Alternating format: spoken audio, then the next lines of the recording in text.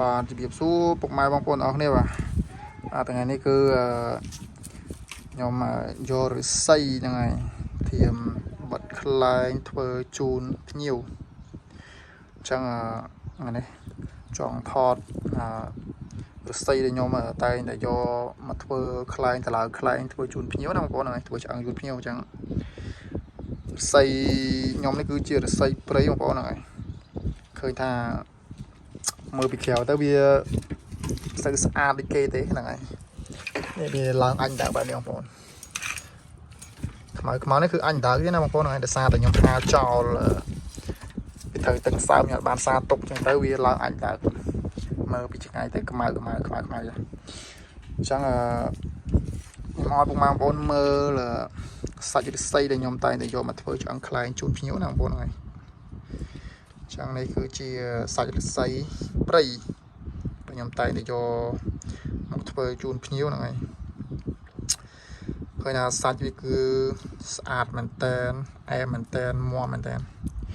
សាច់វាគឺទៅសៃបែបនេះបងប្អូនឫស្សីព្រៃហ្នឹងហើយក្រហមលឿងបែបនេះ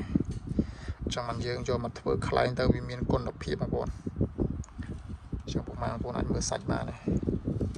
យបន្ទាប់ពីខ្ញុំចាត់រួចណាបងប្អូនហ្នឹងហើយគឺសាច់វាស្អាតសាច់វាឃើញថាលឿងសៃក្រហមអត់ទេបងប្អូនចឹងមិនយើងយកមកធ្វើខ្លែងមកវាមានគុណភាពវារឹងល្អវាអត់ងាយបាក់អត់ងាយបោអត់ងាយក្រិចបងប្អូនហ្នឹងហើយលេងខ្យល់ខ្លាំងក៏បានខ្យល់ល្មមក៏បានអត់ភ័យអត់បារម្ភឫស្សីនេះគឺសិតតែត្រាំទឹកហាលស្ងួតរើងាយពុកម៉ែបងប្អូនហ្នឹងហើយតែមកយើងយកមកធ្វើហើយរយៈពេលធ្វើខ្លាញ់មួយតែមានគុណភាពហ្នឹងហើយត្រូវចំណាយពេលយូររាប់អាទិត្យហ្នឹងហើយខ្លាញ់ខ្លះចូលរាប់ខែក៏មានដែរចឹងដោយពុកម៉ែបងប្អូនបានដឹងអញ្ចឹងខ្ញុំអត់ធ្វើឫស្សីស្រស់ទេសម្រាប់យកមកធ្វើខ្លែងប៉ុន្តែតែហាលឲ្យស្ងួតត្រាំទឹកត្រាំអីមិនយើងយកមកធ្វើចឹងបាច់ភ័យទេបាច់បារម្ភទេគឺគុណភាពឆ្អឹងធានាជូនចឹងដោយពុកម៉ែបងប្អូនបានដឹងអញ្ចឹងហើយអ្នកដែលគាត់តាមដាននៅក្នុង TikTok គាត់ដឹងហើយខ្លាចតែអ្នកបងប្អូននៅក្នុង YouTube ថ្មីដែលគាត់អត់ទាន់ស្គាល់ខ្ញុំចឹងណាអញ្ចឹងបើអត់ទាន់ស្គាល់ខ្ញុំទេអាចចូលទៅក្នុង TikTok ខ្ញុំមើលបានឈ្មោះគឺដូចក្នុង YouTube ជាដែរបងប្អូនហើយសម្រាប់ពុកម៉ែបងប្អូនដែលមិនទាន់បានចុច Subscribe Channel YouTube ខ្ញុំណាហ្នឹងហើយអ្នកដែលគាត់មកថ្មីជួយចុច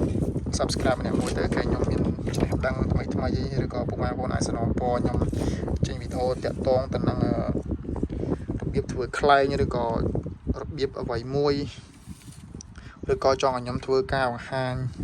ឬក៏ប្រាប់អីមួយបងប្អូនអាច comment នៅក្នុងបានហើយគេ Subscribe បងប្អូនដាក់សញ្ញាកណ្ដឹងបងប្អូនហ្នឹងហើយដើម្បីទទួលបានវីដេអូថ្មីយើងអាចចូលមើលបានមុនគេចឹងណាបងប្អូនហើយសម្រាប់កបិតដែលខ្ញុំយកមកបិទឆ្អឹងហ្នឹងហើយគឺប្រើបិទបន្ទោះបងប្អូនហ្នឹងហើយណាបិទបន្ទោះនេះគឺខ្ញុំជាវពីគេដែរទេហ្នឹងហើយបិទបន្ទោះខ្ញុំមាន3ដើមបងប្អូនហ្នឹងហើយចង់អាធំក៏មានអាតូចក៏មានណាបងប្អូនចឹងយើងមានកបិតច្រើនវាល្អតោះថាយើងស្លៀងម្ដងយើងប្រើមកគឺយើងរើលមួយគឺយើងដូរមួយទៀតហ្នឹងហើយអញ្ចឹងអត់បារម្ភថាអូយើងអត់សូវមុតមួយហើយយើងឡើងទៅស្លៀងអត់ទេស្លៀងម្ដងប្រើហ្មងប្រើអស់ហ្នឹងប្រើអស់ពីវារើលចង់អស់ហើយចាំយើងស្អែកចាំយើងស្លៀងមិនធ្វើការយើងស្លៀងតទៀតអញ្ចឹង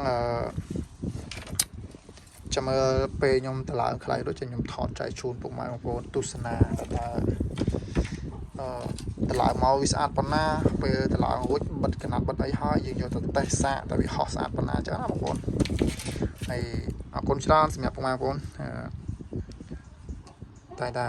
តាមដាននៅក្នុង TikTok ឬក៏ក្នុង YouTube អរគុណច្រើនមែនទែនហើយបើពុកម៉ែបងប្អូនចង់តាក់ទងទិញសម្ភារៈខ្លែងដូចជាកណាត់กระดาษកាវឬក៏កំងខ្លែងកំងអីអាចតាក់ទងតាមលេខទូរស័ព្ទខ្ញុំបាន096 36 07 503មានអស់ណាបងប្អូនហ្នឹងហើយអីក៏មានដែរសម្ភារៈខ្លែង096 36 07 503ហ្នឹងហើយឬមួយក៏ចង់មកដល់ផ្ទះក៏បានដែរទីតាំងខ្ញុំនៅកពតនៅជាប់ខេត្តដែរបងប្អូនហើយប្រហែលជាជាង10គីឡូពីខេត្តទេ អរគុណច្រើនជួបគ្នាវីដេអូក្រោយ